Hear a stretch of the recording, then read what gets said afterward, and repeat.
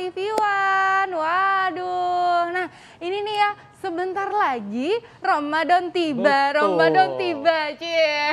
Dan biasanya nih Arlin, Pekan depan ya kan, benar. kalau bulan puasa ini identik Yes. dengan buah populer nih, yaitu Betul. kurma. Betul, Ya. dan juga tapi bulan puasa kali ini tuh agak sedikit istimewa. Kenapa? Karena kita menjalaninya tetap di masa pandemi. Pasti tentunya harus ada nih pilihan-pilihan ya kan, takjil sahur gitu kan, yang masih harus meningkatkan imunitas tubuh kita, ya Betul kan? banget nih. Dan bagaimana dengan kurma dan madu? Yes. Di tengah kita sudah ada Dr. Feni Nugraha, spesialis gizi klinik. Siang dok, apa kabar? Selamat siang dokter. Nah, ini menarik dok. Fakta atau mitos, konsumsi kurma dan madu saat sahur dapat meningkatkan imunitas tubuh selama berpuasa. Fakta atau mitos dok? Itu fakta, Dok. Fakta. Kenapa dok? Nah, jadi kalau untuk kurma sendiri, dia tuh di dalamnya mengandung vitamin dan mineral. Vitamin apa saja di dalamnya? Ada vitamin C, kemudian ada vitamin A, ada vitamin B kompleks, lalu mineralnya juga cukup banyak. Jadi ada seperti kalsium, fosfor, seng, selenium, magnesium, zat besi. Dan juga yang di kurma ini kelebihannya dia mengandung zat aktif namanya polifenol. Nah, Antioksidan ya? benar banget dok, jadi dia sifatnya antioksidan, bisa meningkatkan si daya tahan tubuh. Nah si madu sendiri juga sama, dia mengandung vitamin, mineral, dan juga ada antioksidan. Dan juga si madu ini penting, dia ada suatu enzim yang memang membantu sifatnya sebagai antibakteri, antivirus, dan juga anti jamur. Sehingga bisa membantu meningkatkan si daya tahan tubuh. Nah tapi dok, kalau sahur memang si kurma sama madu ini boleh. Tapi tetap kita harus makan si zat gizinya yang lengkap untuk persiapan kita puasa selama 14 jam. Jadi memang penting menambahkan ada karbohidratnya, ada nasinya, kemudian ada lauknya, sumber protein, kemudian jangan lupa sayur dan buah gitu. Oke, nah dok, ini saya juga mau nanya nih dok ya, kan kalau misalnya kita lihat dua-duanya ini manis ya dok, madunya ini manis, terus si kurmanya juga manis gitu. Nah ini sebenarnya nggak apa-apa atau malah bikin risiko nih dok, kalau misalnya kita konsumsi secara bersamaan dalam satu hari gitu. Atau bikin kantuk dok, kan Iya. gula kan? Iya. Jadi si madu sama si kurma ini memang dia kan sumber gula ya. Dia memang gulanya cukup tinggi. Nah, jadi kalau kayak si madu sendiri per 1 sendok makan madu itu gulanya sekitar 12 gram. 12 Cukup gram. tinggi ya. Nah, kalau si kurma sendiri per 100 gram kurma itu gulanya kurang lebih sekitar 63 gram. 100 gram tuh berapa biji kurma tuh dok? Nah, berapa biji tergantung dari besar kurma, Dok. Jadi kalau mungkin kurma yang contohnya di depan kita seperti ini, ya. Jadi kurma ukuran segini mungkin per 1 kurma si gulanya sekitar 5 sampai 6 gram. Oh, 5 Gitu. sampai 6 gram Iya, ya. jadi kalau misalnya 1 hari batasan konsumsi gula untuk kita, untuk yang sehat orang dewasa itu kurang lebih dengan kebutuhan kalori 2000 itu sekitar 50 gram. Atau setara dengan 4 sendok makan gula. Jadi contoh misalnya kita mau konsumsi kurma, contoh yang seperti ini, mau 3 sampai 5 biji, mungkin itu gulanya sekitar 25 gram. Dan juga 1 sendok makan madu itu gulanya sekitar 12. Jadi sebenarnya masih cukup untuk 1 hari. Tetapi terkecuali bagi yang diabetes, itu beda lagi. Wah, ini kalau misalnya diabetes seperti apa ya kan? Jadi Nanti nih. untuk kurma seperti ini ya, jadi kita tuh cukup mengkonsumsinya sekitar 3 sampai 5 butir. Sampai 5 butir kurma untuk ukuran seperti ini. Tapi beda dengan ukuran yang besar ya dok. Karena ada tuh kurma yang besar, nah itu gulanya cukup tinggi dok. Jadi per 1 kurma yang cukup besar, itu mungkin gulanya sekitar 16 sampai 20 gram. Untuk 1 kurma ukuran sekitar 25 gram. Itu cukup tinggi. Oke, nah dok, ini ada mitos atau fakta selanjutnya nih dok. Konsumsi kurma dan madu saat berpuasa itu ternyata dapat menjaga kesehatan saluran cerna saat berpuasa. Ini fakta atau mitos dokter? Itu fakta. Fakta. Kenapa dok? Ya, jadi kalau untuk kurma memang dia kan memang manis rasanya, Iya. tapi ternyata di kurma ini seratnya tuh tinggi. Ya, jadi si serat ini kan ada serat larut, ada serat tidak larut. Yes. Nah, ini penting sekali si serat untuk sebagai makanan bagi bakteri yang baik di usus kita. Sehingga dia dapat menjaga keseimbangan bakteri di saluran cerna, sehingga memang dia bagus sekali untuk kesehatan pencernaan. Lalu untuk madu sendiri dia juga sama, jadi dia sifatnya karena antiinflamasi, dia bisa membantu menurunkan peradangan dan juga dia bisa membantu melindungi si lapisan mukosa saluran cerna.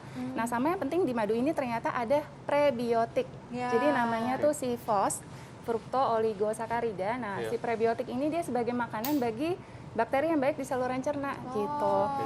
Iya. Jadi berarti madu ini malah bisa memberikan makanan ya untuk si bakteri baik kita. Benar. Gitu. Jadi Wah. kalau puasa ini kan kita biasanya berbeda dok pola makannya, dan pada sebagian orang itu bisa mengalami sembelit atau konstipasi.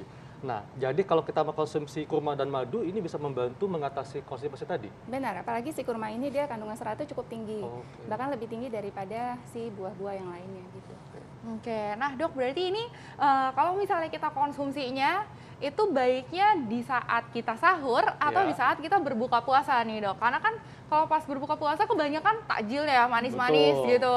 Nah ini gimana sih dok menyiasatinya? Karena ini kan juga manis nih dua-duanya. Nah, jadi sebenarnya kalau si kurma sama madu ini karena kan memang kandungan gulanya cukup tinggi ya, Yes. memang direkomendasikan pada saat bulan puasa untuk digunakan pada saat buka. Jadi konsumsinya Pas pada buka. saat buka puasa. Kenapa pada saat kita buka energi Iya. kita sudah mulai turun, kemudian gula darahnya juga turun. Nah, si kurma sama si madu ini dia kandungan gulanya itu gula yang sederhana, namanya glukosa dan fruktosa. Di mana si gula sederhana ini adalah jenis gula ketika kita konsumsi cepat sekali bisa digunakan oleh tubuh kita sebagai Yes. sumber energi gitu. Jadi ketika kita konsumsi ini, ketika gula darahnya sedang turun pada saat buka, itu cepat sekali mengembalikan kadar gula darah. Gitu. Dok, Gitu. jadi artinya kalau dikonsumsi bersamaan kurma dan madu saat buka puasa nggak masalah dok ya? Nggak ada masalah, tetapi untuk individu yang sehat dok. Oke. Ya. Nah, Jadi- kalau dikonsumsi saat sahur, Kalau saat sahur diperbolehkan, ya tetap boleh, tetapi memang pada saat sahur karena kita harus menyediakan energi yang cukup untuk kita menjalankan puasa selama 14 jam. Jadi memang selain konsumsi dari kurma sama madu, tetap harus tadi yang aku bilang, komposisi dari makanan yang zat gizinya lebih lengkap supaya energinya cukup. Jadi harus tetap ada nasinya, ada lauknya, ada sayur dan buahnya, boleh penambah dari energinya, boleh madu dan kurma. Gitu. Wah, oke. Nah, dok, ini kan dari tadi kita ngomonginnya untuk individu yang sehat ya. Nah, tapi kalau misalnya bagi pemirsa di rumah nih, ada yang ternyata orang tuanya penyandang diabetes gitu. Terus juga misalnya ada yang kolesterolnya tinggi. Apakah boleh nih mengkonsumsi kurma dan juga madu, apalagi saat berbuka puasa? Atau saat sahur, gimana nih dok? Jangan dijawab dulu dokter, sesaat lagi kita akan kembali tetap di Hidup Hidup Sehat. Sehat. nah itu tadi jenis-jenis kurma. Ada kurma ajwa, kurma mejol. Dan kurma ini kan memang identik dikonsumsi saat puasa. Tapi bagaimana kalau kita mengkonsumsi kurma bersama madu? Karena sama-sama manis nih. Dan di tengah kita nih sudah ada nih, masih ada Reni Nugraha kan? Yes, betul. Dok, ya. saya sampai grogi nih dok. Sampai grogi nih. Sampai grogi ya kan, karena ngomonginnya kurma Iya. ya. Kakak gimana coba?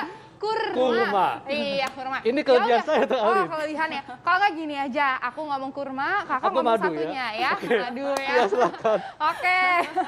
Dok, ini kita balik lagi nih, Dok. Ini udah pada penasaran pasti Iya. ya kan. Kalau diabetes gimana nih, Dok? Karena kan ini pasti menu wajib saat berbuka puasa gitu. Gimana, Dok? Nah, jadi kalau penyandang diabetes, karena si kurma sama madu ini kan gulanya tinggi ya. Nah, Iya. jadi harus tahu dulu nih berapa batasan konsumsi gula pada penyandang diabetes. Yes. Jadi untuk diabetes sendiri, batasan konsumsi gula adalah sebesar 25 gram gula per hari. Atau setara dengan 2 sendok makan gula 2 sendok makan gula Iya. itu sehari, Dok. per hari. Itu Per hari. termasuk di gula di dalam bumbu masakan, Dok. Wow. Gitu. Jadi kalau misalnya Wow, oke. Makanya baik. memang disarankan kalau Iya. penderita diabetes gulanya sebatas bumbu masak. Tapi kalau pengen kurma boleh. Jadi si kurma ini kan per satu kurma seperti Iya. ini si gulanya mungkin kurang lebih sekitar 5 gram. Jadi Iya. kalau mau konsumsi mungkin pada penyandang diabetes maksimal 3 buah kurma. Oh, maksimal kalau penderita diabetes 3 buah kurma Ya. dalam 1 hari. Tapi kurmanya kecil ya, Dok. Oh, yang kecil. Kalau sekecil segini ini? ini nggak Iya, bisa dok? ukurannya segini ini. Kecil Oh, ini ya. bisa Jadi ya. oke. Jadi ini jangan untuk kurma diabetes yang ya. terlalu besar kayak kurma mejol itu mungkin Iya. terlalu besar Kalau kurma gulanya. mejo berapa, Dok, jatahnya? Kalau kurma mejo, jadi satu buah kurma diabetes. itu kandungan gulanya itu kurang lebih 16 gram. Wow. Jadi kalau per hari contoh ya, kebutuhannya Iya. kan 25 gram. Jadi kalau 3 buah seperti ini, Iya. si gulanya mungkin sekitar 15 gram. Jadi masih ada spare 10 gram. 10 Iya. gramnya itu bisa digunakan untuk gula di dalam bumbu masakan gitu, Dok. Oke. Jadi kalau ditambah lagi sama madu mungkin tidak boleh karena gulanya terlalu tinggi dan madu sendiri memang karena termasuk gula sederhana, memang pada penyandang diabetes tidak direkomendasikan karena bisa meningkatkan kadar gula darah. Jadi Yes, untuk penyandang betul. diabetes itu konsumsi kurmanya hanya 3 butir Ya, 3 butir yang kecil ya, Dok. dan tidak boleh dikombinasikan dengan madu. Benar. Oh, Ya. gitu. Betul, oke. Apalagi kalau misalnya diabetesnya belum terkontrol ya, Dok. Nah, itu itu dia. udah lebih strict lagi ya, Dok ya. Iya. Oke, nah Dok, ini ada pertanyaan juga nih masyarakat ya, Dok. ketika mereka konsumsi keduanya nih ya dok ya, saat berbuka puasa nih dok, boleh nggak sih dok kita masih bisa mengkonsumsi makanan yang lain, takjil yang lain gitu ya dok? Karena kan mohon maaf ya dok ya, kolak kita kan kangen ya, bumbu kita sumsum, ya kan. Dan itu kadang-kadang kalau misalnya buka puasa ya dok, itu kadang-kadang kita suka lupa diri bun, ya gitu ya kan, ketemu gorengan ya Allah udah dari pagi, siang, sore, malam gitu, tiba-tiba ketemu gorengan di depan mata gitu. Kayaknya kalau langsung pas buka puasa diri. ini semua makanan enak rasanya. Iya, Ya? betul gitu. Nah itu gimana tuh kalau dok? misalnya memang berbuka, memang kan pada saat berbuka si energi kita turun, kemudian gula darahnya juga turun. Nah pastikan yang cepat itu memang untuk mengembalikan kadar gula darah, kita pilih yang gulanya cepat diserap oleh tubuh kita. Nah salah satunya si kurma sama madu ini. Nah kalau memang mau ditambah sama kolak, kemudian apalagi tadi dah. Iya yang enak itu bubur sumsum ya kan. Mungkin terus es buah, kolang-kaling. Ini aku sebutin semua nih. Apalagi? Masih banyak nih dok, karena aku kangen dok, kangen banget kan pasti kan. Kita kan Pastinya. sedalam 1 tahun tuh pasti ketemunya ya cuma di bulan Ramadan. Makanya Karena saat buka puasa puas-puasin itu gitu. sangat spesial kan? Bener. Nah Itu mungkin gimana kalau mau tuh, Dok? kombinasi seperti itu boleh dok, tapi mungkin bisa dipilih salah satu kali ya. Mungkin karena keduanya itu sama-sama sumber gula dok. Terutama kalau kayak tajil gitu kan mungkin dia dari tepung-tepungan. Dia pasti sumber karbohidrat juga dan cepat juga memberikan energi untuk tubuh kita. Gitu. Jadi mungkin kalau pengen itu boleh pilih itu, tapi mungkin hati-hati jangan terlalu berlebihan. Santannya mungkin jangan terlalu banyak. Lo Mungkin berarti kalau misalnya kita udah konsumsi kurma, nggak bisa makan kolak juga Kalau- dok, apa gimana? jadi, aduh ini pertanyaan sulit. Tetap ngeles ya, Kak? Jadi Tetap ngeles nih. iya. Mesti milih ya. Pertanyaannya sulit. Jadi boleh Mungkin nggak nih? kalau misalnya gitu mau kan? kurma, kan batasan konsumsi kurma untuk yang sehat boleh sampai 3 sampai 5 kurma. Oke. Jadi mungkin untuk kurma mungkin boleh 1, sisanya mungkin bisa dipakai untuk kolak. gulanya, untuk kolak gitu. Tapi mungkin jangan terlalu berlebihan, Dok. Karena itu kalorinya juga tinggi loh, Dok. Oh gitu, iya Iya. juga ya. Wah, oke dok, tipsnya nih kepada masyarakat Oke. supaya pemirsa di rumah yang akan menjalankan ibadah puasa terkait dengan konsumsi kurma dan madu bisa mendapatkan manfaatnya sekaligus tidak membuatnya mengganggu kesehatan. Oke. Nah, jadi kurma dan madu ini keduanya boleh dikonsumsi selama bulan puasa. Nah, kelebihan dari si kurma dan madu ini memang gulanya cukup tinggi, jadi memang bisa mengganti si kadar gula darah dan energi kita yang cenderung turun pada saat kita berbuka puasa. Nah, kelebihan lagi dari si kurma dan madu ini mengandung vitamin, mineral, dan juga antioksidan, sehingga dapat menjaga daya tahan tubuh kita selama menjalankan puasa. Nah, tetapi hati-hati, bagi Anda penyandang diabetes, memang ada batasan untuk konsumsi kurma, disarankan hanya 3 buah kurma yang kecil per harinya. Sedangkan kalau madu memang tidak direkomendasikan, terutama untuk Anda yang mengalami diabetes tetapi gula darahnya tidak terkontrol, lebih baik Anda berkonsultasi terlebih dahulu sebelum Anda konsumsi si kurma dan madu tersebut. Iya. Gitu. Betul. Ya, Baik, berarti Dok. kita juga Terima kasih. berarti harus dipilih-pilih ya kalau Betul. mau berbuka puasa. Iya. Jangan asal manis juga ya, terutama lagi pandemi harus cari yang memang juga meningkatkan imunitas tubuh kita. Jadi pilihlah Ya. manis yang bermanfaat untuk kesehatan tubuh kita ya. Iya. Nah, selanjutnya nih Dr. selanjutnya, Arlin. yes. Kalau puasa ini identik dengan lemes kan, apalagi di minggu-minggu awal puasa nih. Benar.